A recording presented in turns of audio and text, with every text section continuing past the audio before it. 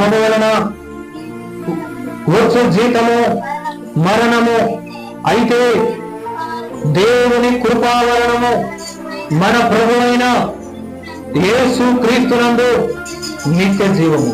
ఏమండి, ఇక్కడ చూస్తే పాపం వలన వచ్చేటటువంటి జీతము మరణము. పాపం వలన వచ్చేటటువంటి జీతము మరణము. నువ్వు చేసిన పాపాలు నీ మీద ఏలుబడి చేసినంత కాలము ఆ పాపము నేను ఎటువైపుగా నడిపిస్తున్నాయి అంటే మరణానికే నడిపిస్తుంది. ఆ పాపం మన మీద శాపం వేసుకొస్తుంది.